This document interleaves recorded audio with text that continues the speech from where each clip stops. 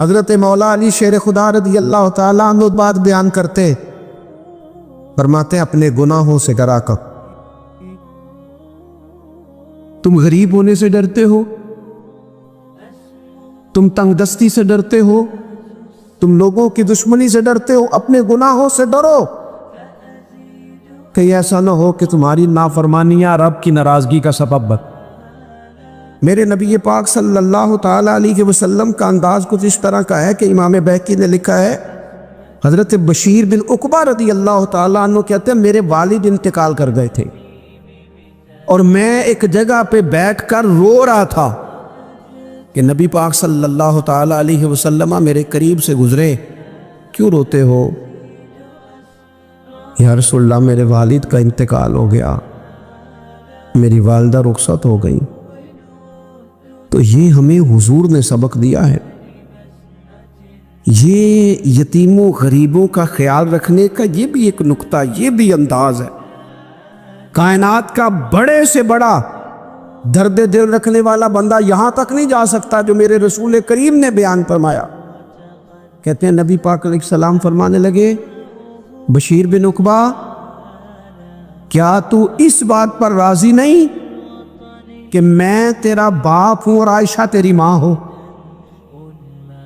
آنا تجھے ہم شامل کر لیں اپنے گھرانے میں، آ جانا، مکمل تیرے معاملات کا خیال کیا جائے، تو آ جا۔ اتنا بڑا درجہ نبی پاک نے تو حضرت سلمان فارسی کے بارے میں بھی فرمایا کہ میں نے انہیں اپنی اہل بیت میں شامل کر لیا۔ رسول اللہ صلی اللہ تعالیٰ علیہ وسلم غرباء کے لیے، مساکین کے لیے، یتیموں کے لیے، ناداروں کے لیے یوں خاص احسان بن کے آئے۔ وہ یہ والا لہجہ نہیں کہ ہم مطمئن ہو گئے کہ ٹھیک ہے ہم گئے تو تھے، اتنے پیکٹ بانٹ تو آئے، اتنا کچھ ہم نے دے تو دیا، فلانا کام کر تو لیا، اور وہ بھی کب تک کیا؟ جب تک خبریں تیز تھی۔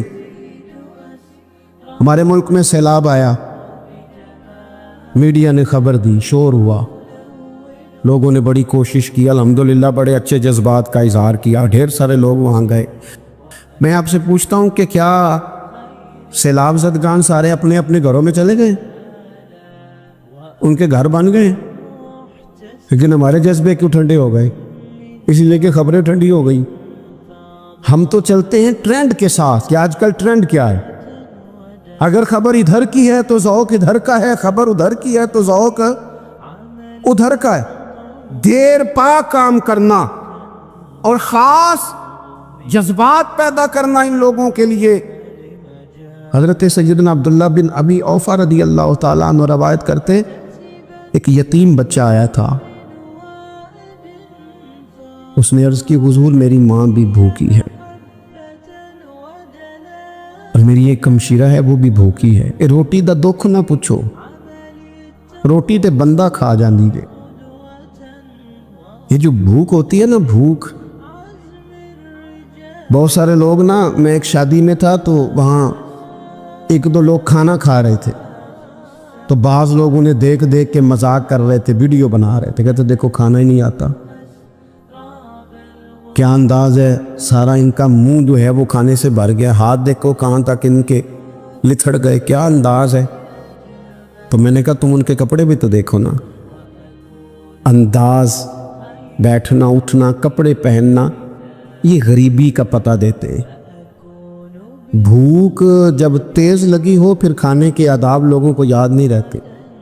غربت نے میرے بچوں کو تہذیب سکھا دی، اب وہ سہمے ہوئے رہتے ہیں، شرارت نہیں کرتے۔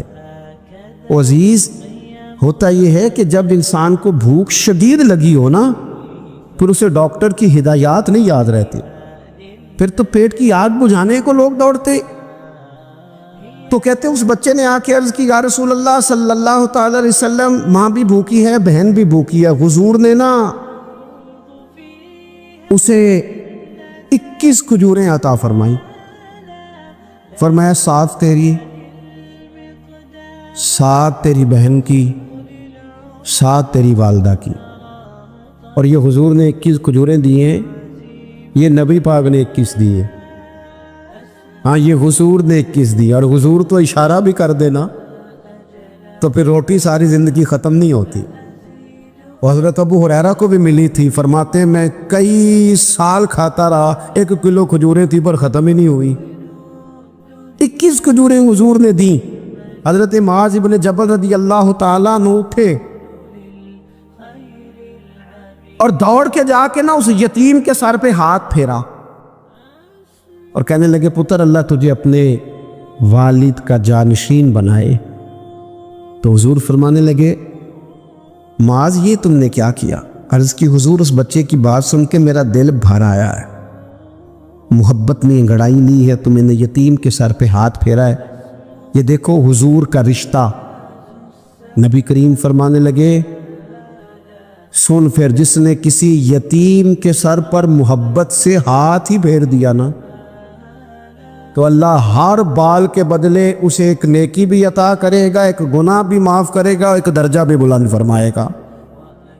चलो हाथ ही फेर दिया, तूने कुछ तो किया यतीम के साथ, तेरा कोई तो उससे रिश्ता हुआ। और तीसरा तबका है गुलामों का, मिस्कीनों का, गरीबों का।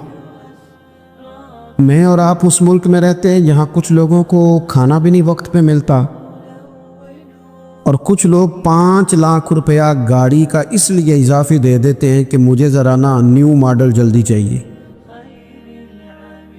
यानी एक तरफ मुल्क की हालत ये है कि बाज़ लोगों के पास पैसे नहीं है कि बच्चों की फ़ीस भर सके, लेकिन दूसरी तरफ हाल ये है कि नए मॉडल का मोबाइल अगर मार्केट में आता है तो वो ख़त्म हो जाता है, मिलता ही नहीं, वो शार्ट हो जाता है। कुछ लोगों ने इस तरह किया है कि उन्होंने ये समझा है कि दौलत शायद मौज करने के लिए हमें दी गई है, हम तरह तरह के खाने खाएं, तरह तरह से चीज़ें ओढ़े, तरह तरह के मामलात करें। उन्होंने ये तय कर लिया है। उसका नुकसान क्या हुआ है? उसका नुकसान ये हुआ है कि कुछ लोग गुर्बत की सतह से नीचे आ गए बेचारे।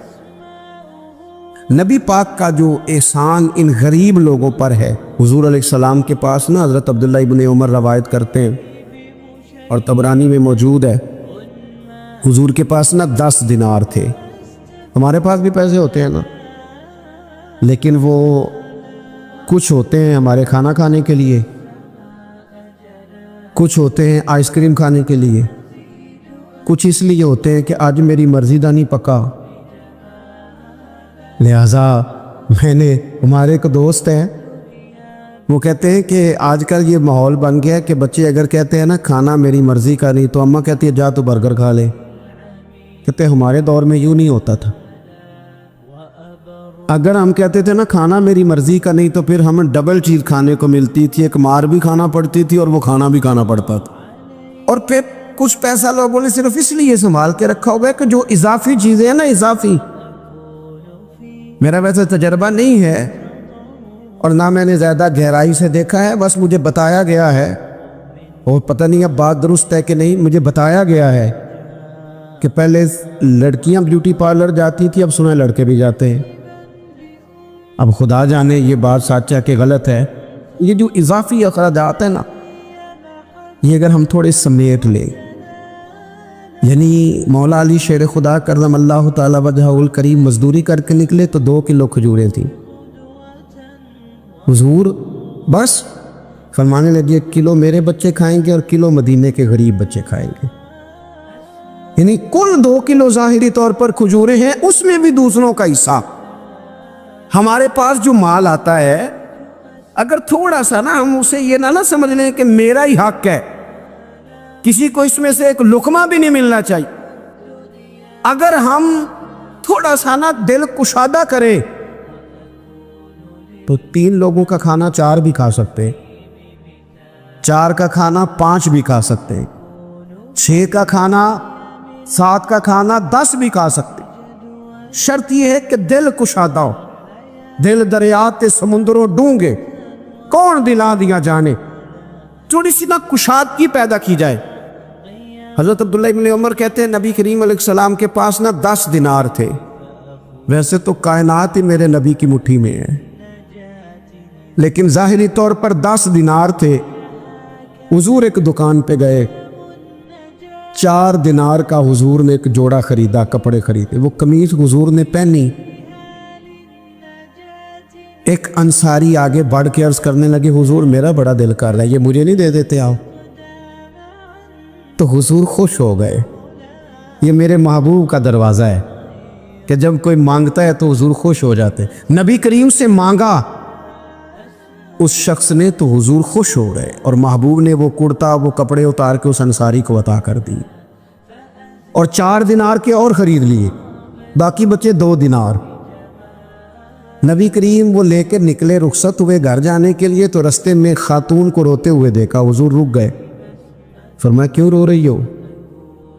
عرض کرنے لگی یا رسول اللہ صلی اللہ تعالی علیہ وسلم میں فلاں آدمی کی کنیز ہوں، نوکرانی ہوں، اس نے آٹا لینے بھیجا تھا 2 دینار کا، وہ 2 دینار گم ہو گئے، حضور نے 2 دینار اسے عطا کر دی۔ وہ دیے تو پھر رو رہی تھی، فرمایا اب کیوں روتی ہو؟ کہنے لگی یا رسول اللہ ڈرتی ہوں دیر بڑی ہو گئی یا مار ہی نہ پڑے۔ تو حضور نے فرمایا چل نہ، میں تیرے ساتھ چلتا ہوں۔ حضور ان کے گھر گئے، وہ اہل ایمان کا گھر تھا جن کی وہ کنیز تھی، جا کے کہا السلام علیکم، اندر سے جواب ہی نہیں آیا۔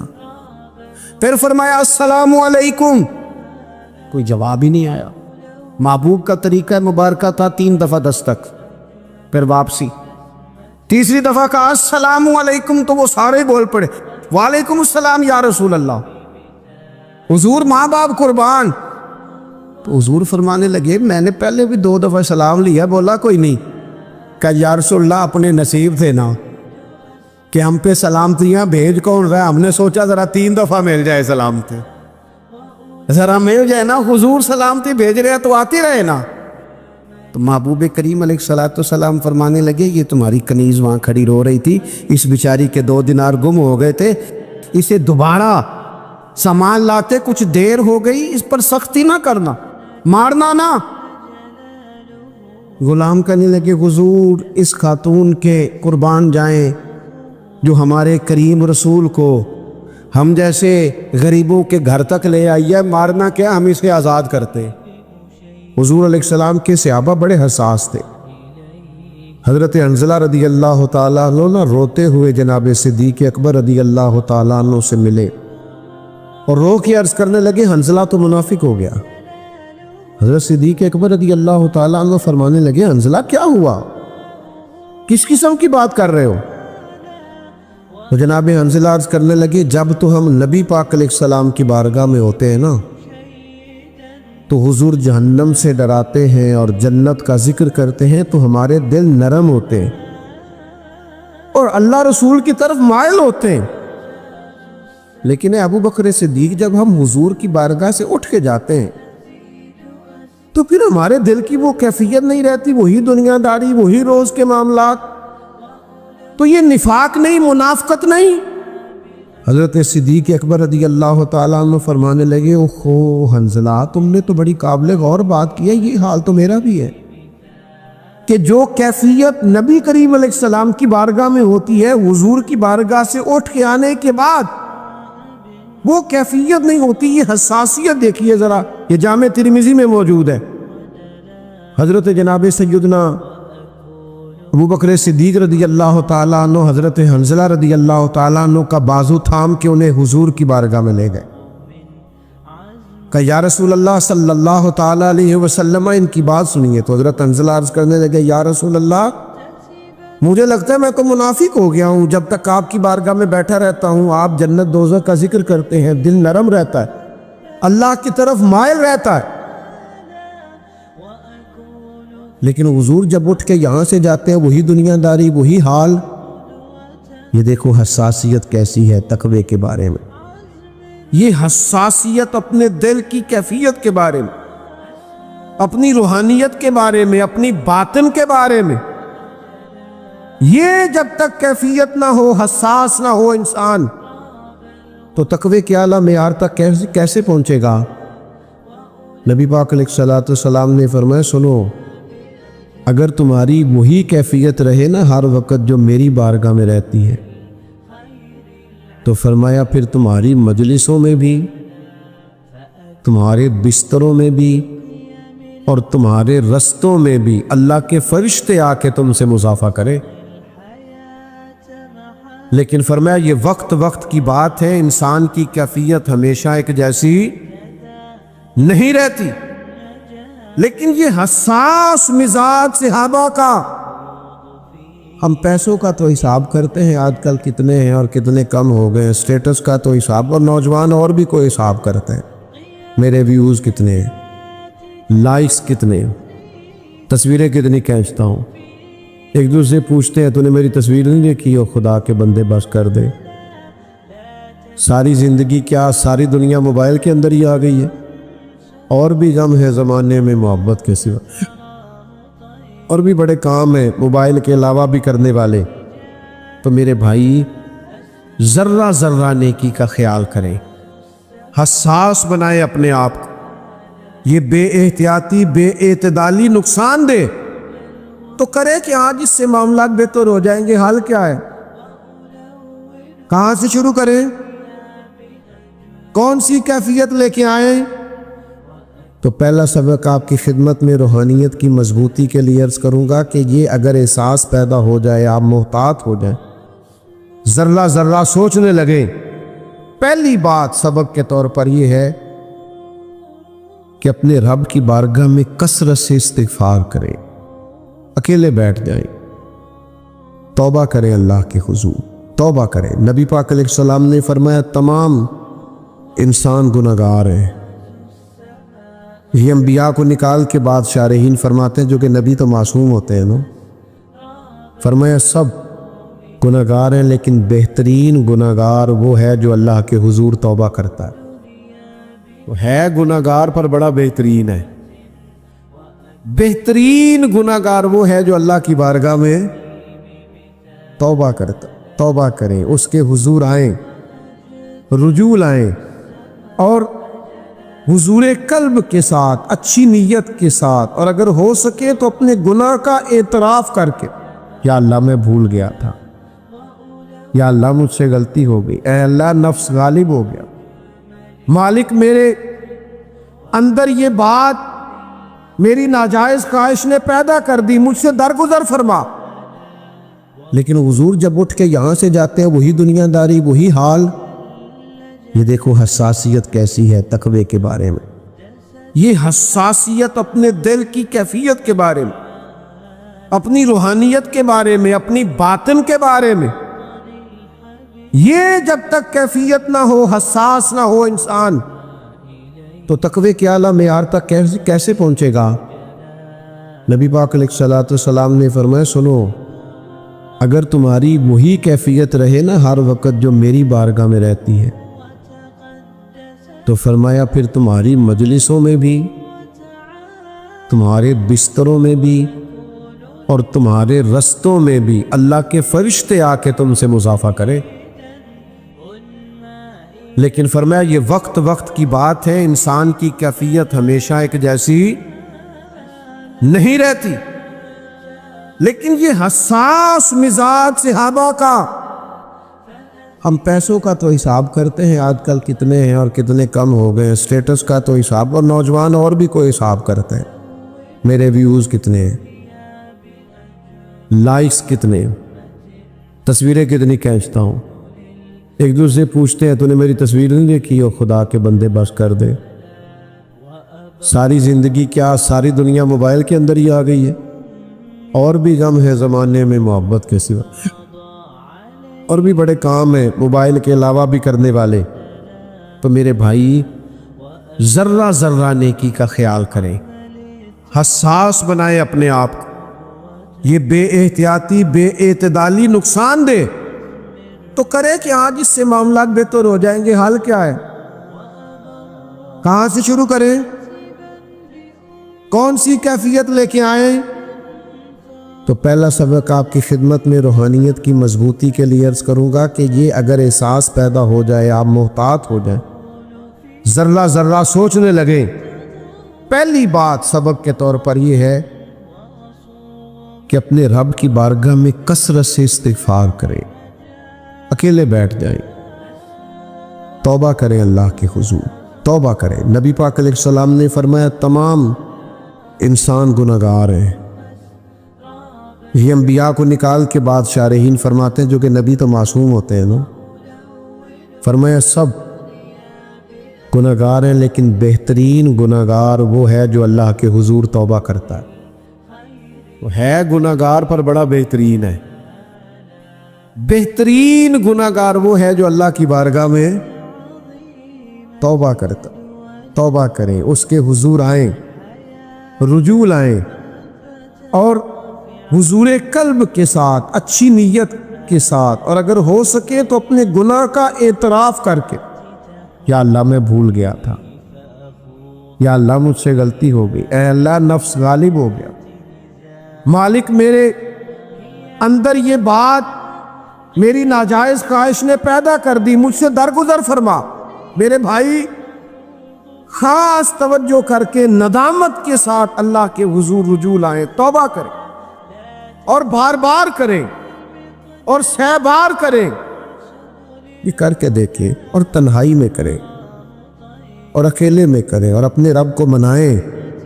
अल्लाह के हबीब अलैहिस्सलाम ने फरमाया, उसके लिए खुशखबरी है जो अपने नामा अमाल में कसरत से इस्तिगफार रखता है। जो ज्यादा इस्तिगफार पढ़े उसके लिए खुशखबरी है। ज्यादा से ज्यादा मुसल्ले पे बैठा करें, अल्लाह से माफ़ी मांगा करें। हमारा ना बहुत सारा वक़्त शुगल में गुजर जाता है। अब तो नेकी बदी के मामले में भी हम मजाक करते हैं। लोग कह रहे होते हैं अगर फलाना तबका बख्शा गया तो मैं नहीं पीछे रहता, फलानों को माफ़ी हो गई तो हम तो फिर गए। ओ भाई, किस तरह की बात है? मोमिन का ये लबो लहजा ही नहीं। मोमिन तो अपने रब से डरता है, वो तो हर वक्त उसके हुजूर आजिज़ी लाता है। और फिर दूसरी बात ये कि हमसे गुनाह हो जाते हैं, हम अल्लाह के आजिज़ बंदे हैं, नफ्स गालिब आता है। कई जगह ना चाहते हुए भी, दानिस्ता भी और ना दानिस्ता भी बहुत सारी कमज़ोरियां हो जाती हैं। करने का काम यह है कि हम कभी मायूस ना हो। जब भी गलती हो तो फिर एहसास पैदा हो, जब एहसास पैदा हो तो अपने रब की तरफ रुजू लाएं। मालिक करीम का बाब रहमत हर वक्त खुला है, उसके दरवाज़ा करम से हर वक्त बख्शिश की खैरात मिलती है, दरगुजर की सौगात मिलती है, वो अपने बंदों को माफ़ करता है। एक हदीस ऐसी है जो मुझे बड़ा जवान करती है, मेरे दिल को बड़ा ठंडा करती है। और भी बहुत सारी रिवायात हैं, उनमें से एक ये भी है जो तबीयत के अंदर बड़ा एक ख़ास किस्म का शौक़ और वलवला पैदा करती है।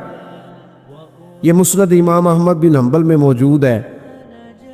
हुजूर अलैहिस्सलाम फरमाते हैं, वो जब शैतान ने सजदा न किया जनाब आदम को तो अल्लाह तबारक व तआला ने शैतान को निकाल दिया। तो शैतान ने ना वहाँ एक बात की, वो कहने लगा, ए मेरे मालिक, जब तक तेरे बंदों के जिस्मों में रूह रहेगी ना, मैं उन्हें गुमराह करता रहूं। यानी बंदे के मरने तक, सांस टूटने तक, जब तक उसके वजूद में रूह रहेगी मैं गुमराह करता रहूंगा। मालिक की रहमत पे हमारी औलादे कुर्बान, हमारे माँ बाप कुर्बान, उसके अंदाज़े करम पर हमारी सारी इज्जतें कुर्बान। नबी करीम अलैहिस्सलाम फरमाते हैं, जब शैतान ने कहा ना कि जब तक इनके जिस्मों में रूह रहेगी मैं इन्हें गुमराह करता रहूँगा, तो हुजूर फरमाते, रब करीम ने फरमाया, सोनो लाइन, फिर मुझे भी मेरी इज्जत और जलाल की कसम, ये जब तक मुझसे माफ़ी मांगते रहेंगे मैं इन्हें माफ़ करता रहूँगा। फरमाया मैं इन्हें माफ़ करता रहूँगा, जब जब ये माफ़ी मांगेंगे ना, ये आएंगे, चंद आंसू बहाएंगे, रब माफ़ फरमा देगा। इस यहाँ से कभी हमने किनारा न किया, पर तूने भी तो दिल आजुर्दा हमारा न किया। माज़ल्ला हमने तो जहन्नम की बहुत की तदबीर, पर मेरे मौला तेरी रहमत ने गवारा न किया, तेरे करम ने गवारा न किया। रहमत दा दरिया इलाही हर दम वगदा तेरा, बस जे एक कतरा बख्शे मैनू कम बढ़ जाता ही मेरा। तो जब तक इस्तिगफार करेंगे, अल्लाह फरमाता है मैं इन्हें माफ़,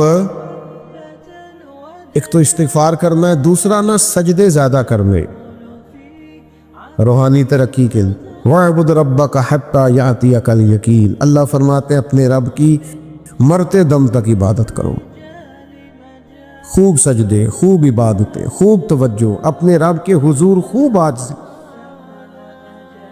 اس کی بارگاہ کی طرف خوب رجوع، یعنی بارشیں نہیں ہوتی تو نماز، زیادہ ہو جائے تو نماز، سورج گرہن لگ جائے تو نماز، کبھی کوئی کمزوری ہو گئی تو سجدہ، اللہ نعمت دے تو شکر کا سجدہ، کبھی غلطی ہو جائے تو رب کی بارگاہ میں معافی کے لیے سجدہ، سجدہ ہی سجدہ، عبادت ہی عبادت۔ میرے نبی پاک فرماتے ہیں جب تم اس کی بارگاہ میں سجدہ کرتے ہو نا تو تمہارے گناہ معاف کرتا ہے اور درجے بلند فرماتا ہے۔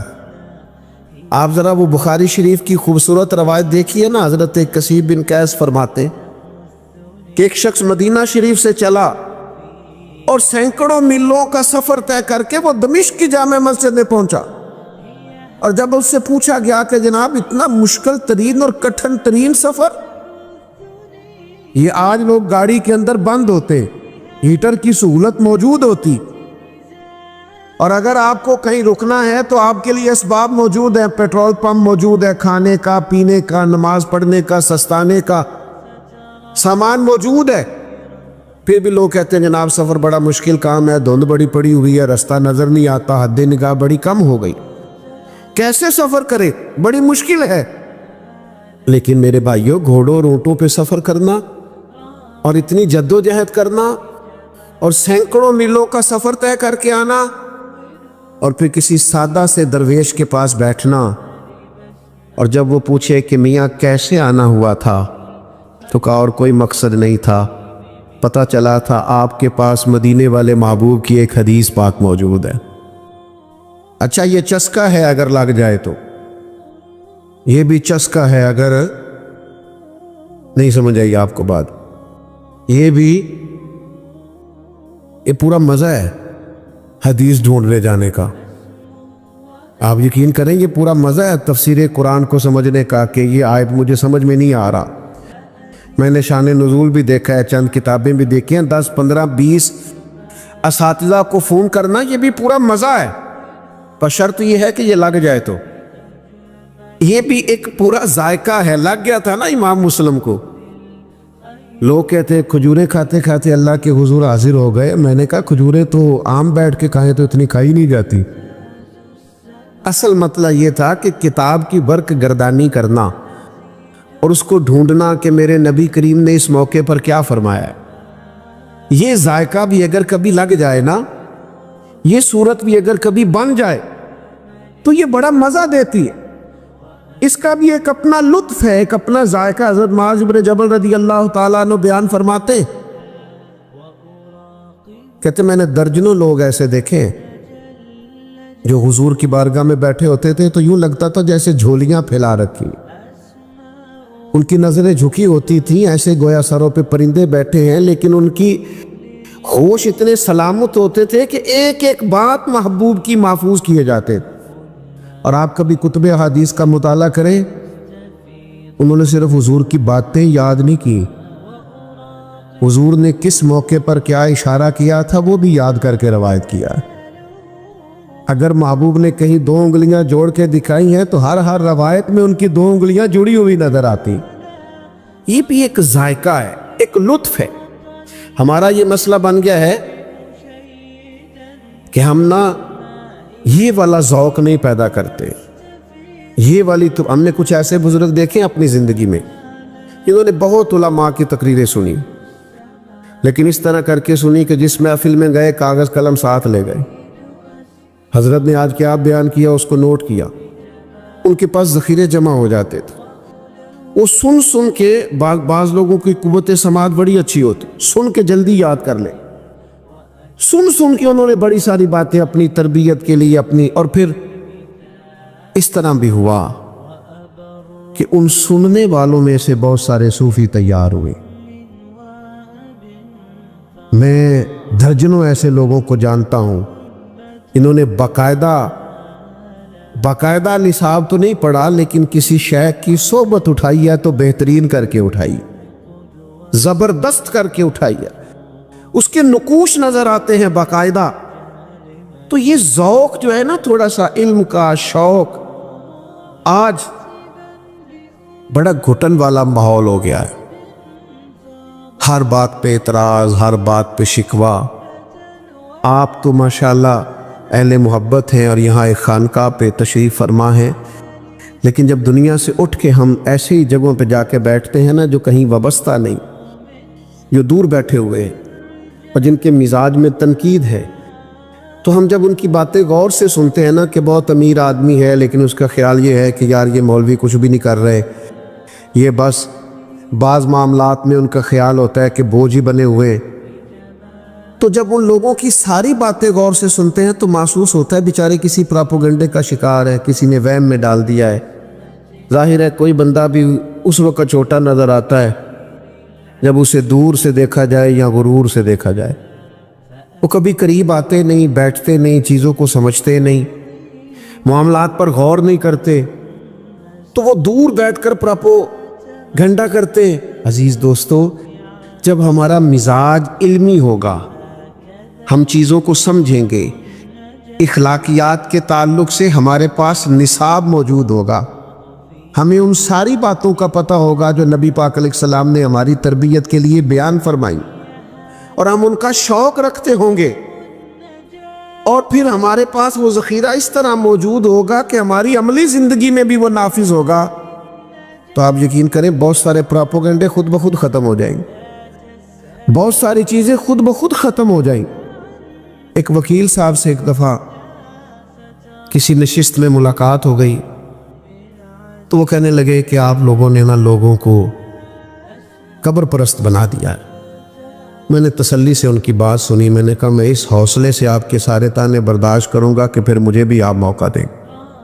تو انہوں نے خیر مجھے موقع دیا. تو پرانے آدمی تھے، پڑھے لکھے تھے اور عمرانیات کے ساتھ اچھی دلچسپی رکھتے تھے. تو میں نے ان سے کہا کہ صاحب آپ کی بات میں نے بڑے غور سے سنی، تو ویسے کس عالم کو آپ نے قبر پہ سجدہ کرتے دیکھا، اس کا نام بتائیں.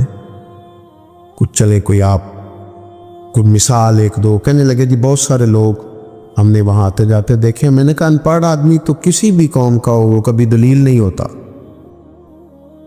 تو کبھی دلیل نہیں ہے نا. ان پڑھ آدمی نے کوئی غلطی کر لی تو آپ اسے دلیل بنائیں گے، وہ ہم سے ویسے بھی. اور پھر ابتلا سے حکم بھی نہیں بدلتا. میں بھی اگر کوئی غلطی کروں تو میری ذاتی غلطی ہے، ان کو میرے نظریے نے، میرے عقیدے نے، میری جماعت نے تھوڑی مجھ سے کہا ہے. ابتلا سے حکم تھوڑی بدلتے ہیں، تو ہو جاتا ہے. تو مجھے کہنے لگے پھر آپ لوگوں کا نصاب کیا؟ میں نے کہا یہ بالکل آخر میں بتائیں گے آپ کو، پہلے آپ یہ بتائیں کہ آپ نے اتنی سخت بات کی کہ ہم معاذ اللہ قبر پرست ہیں، یعنی ایک مومن کو آپ نے کافر ہی کہہ دیا. آپ کو بھی تو کوئی دلیل پیش کرنا چاہیے تھے نا اس پر. اتنی سخت بات آپ نے کی، آپ کو اس پر دلیل دینی چاہیے. خاموش ہو گئے. تو پھر میں نے ان سے کہا کہ آپ نصاب پڑھیے، ہمارے بزرگوں کو پڑھیے، اور آپ زیادہ نہیں تھوڑا پڑھیے. آپ جس نے کہیں کوئی خلاصہ آپ کو نظر آ جائے وہ پڑھیے. آپ اعلیٰ حضرت بریلوی کو نہیں پورا پڑھ سکتے تو پروفیسر ڈاکٹر مسعود احمد صاحب کو پڑھیے، جنہوں نے ان پہ لکھا ہے. ایک بزرگ تھے، اور کیا بزرگ تھے، وہ بھی کیا ہستی تھی. ان کی زیارت کرنے سے محسوس ہوتا تھا کہ کیا بات. اور کمال لکھا انہوں نے فاضل بریلوی پہ، اور لوگوں کو ریسرچ پہ لگایا. 20 لوگوں نے ان کی نگرانی میں پی ایچ ڈیز کے مقالہ جات لکھے. پام دام برسرے مطلب یہ یہاں کا عنوان نہیں. تو میں نے انہیں ایک حوالہ پیش کیا اعلیٰ حضرت رحمۃ اللہ علیہ کا، جس میں فاضل بریلوی کہتے ہیں کہ کسی بھی قبر پہ جاؤ تو 4 ہاتھ دور کھڑے ہو کے، مزار سے 4 ہاتھ. آپ کی توجہ ہے میری بات پر؟ مزار سے 4 ہاتھ. آپ یقین کریں سعادت مند آدمی تھے، اور میں یہاں باوضو حاضر ہوں. میں نے اس شخص کو جب کتاب دی تو میں نے اسے حیرت میں گم ہوتے دیکھا. کہنے لگا یہ مولانا احمد رضا نے لکھا ہے. میں نے کہا اس کو پڑھیے، 100 دفعہ پڑھیے. اب میں کوئی اس میں فاتحانہ ہاتھ کھڑے کر کے وہاں سے واپس نہیں آیا. میں نے اپنے دوستوں کو واپس آ کے یہ نہیں کہا کہ میری 2-3 ملاقاتیں ہوئیں دیکھو بندہ، یہ میں نے نہیں کہا، بلکہ میں واپس آیا اور گاڑی میں بیٹھتے ہی میں اپنے دوستوں سے کہا آج مجھے احساس ہوا ہے اپنی سستی کا، آج مجھے احساس ہوا ہے اپنی کاہلی کا، آج مجھے احساس ہوا ہے کہ ہم کس قدر زیادہ ناکام ہوئے اس کام میں کہ ہم اپنے بزرگوں کی خاص باتیں بھی لوگوں تک پہنچا نہیں سکے۔ ہم کسی کو بتا ہی نہیں سکے کہ ہمارے بزرگوں نے کیا لکھا ہے، وہیں رہے اپنے 4-5 لوگوں میں مست، یہ پیغام دے ہی نہیں سکے۔ خدا کرے کہ ایسا ہو، خدا کرے کہ ایسا ہو کہ آپ حضرت فقیہ اعظم کو پڑھنے والے ہوں، اللہ کرے کہ ایسا ہو آپ اعلیٰ حضرت بریلوی کو پڑھنے والے ہوں۔ لیکن میں بڑی ذمہ داری سے کہتا ہوں، اتنی مشقتیں زندگی بھر جن لوگوں نے کی، ان سے خالص پیار رکھنے والوں نے بھی پیار تو کیا اور خالص کیا، لیکن جو اصل مشن تھا اس مشن پر چل نہیں سکے، توجہ نہیں کی، غور نہیں کی۔ آپ کے پاس تو ہر وقت کتابیں ہونی چاہیے تھی، ہر وقت کتابیں بٹنی چاہیے تھی، جتنی کتابیں آپ کے بزرگوں نے لکھی ہیں تو دور دور تک مثال ہی نہیں ملتی۔ تو یہ شوق جب پیدا ہوگا نا، مزاج علمی ہوگا، طبیعت سیکھنے کی ہوگی، زیادہ باتیں نہیں کرنی، بات کو سمیٹنا ہے۔ یہ بھی چسکا ہے، اگر کبھی لگ جائے نا سرکار کی حدیث پاک پڑھنے کا، سننے کا، یہ بھی حضرت عبداللہ ابن عباس کو حضور نے دعا دی تھی نا کہ اللہ تعالیٰ تجھے دین کی فقاہت عطا کرے، تو ان کو پتہ چلا کہ حضرت ابی بن کعب رضی اللہ تعالیٰ عنہ محبوب کی احادیث کا ذخیرہ رکھتے ہیں، تو پھر ان کے گھر جاتے تھے تو استاذ کے احترام کا یہ حال تھا کہ دستک نہیں دیتے تھے، ان کے دروازے پہ بیٹھ جاتے تھے اور فرماتے ہیں کبھی میں یوں بھی بیٹھتا کہ میں بیٹھا رہتا، اور پھر کبھی یوں بھی بیٹھتا کہ بیٹھے بیٹھے تھک جاتا، اور پھر میں اپنے امامے کا سرہانہ بنا کے ان کے دروازے کے کونے پہ ایک سائیڈ پہ لیٹ جاتا۔ ٹھنڈی ہوائیں جب مدینہ چوم کے گزرتی تو ریت میرے بالوں میں پڑ جاتی۔ فرماتی میرے استاد حضرت ابی بن کعب اپنی مرضی سے باہر آتے اور مجھے لیٹا ہوا دیکھتے تو میں ان کی آنکھوں میں آنسو بھی چمکتے دیکھتا، اور پھر وہ فرماتے ہو میرے نبی پاک کے چچا زاد مجھے بلا لیا ہوتا، میں آپ کے پاس آ جاتا، تو فرماتے نہیں آج شہزادہ بن کے نہیں آیا، شاگرد بن کے آیا۔ مجھے کچھ محبوب کی احادیث آپ سنا دے، میں ان کو یاد کر لوں۔ میرے عزیزو، یہ بھی ایک ذائقہ ہے۔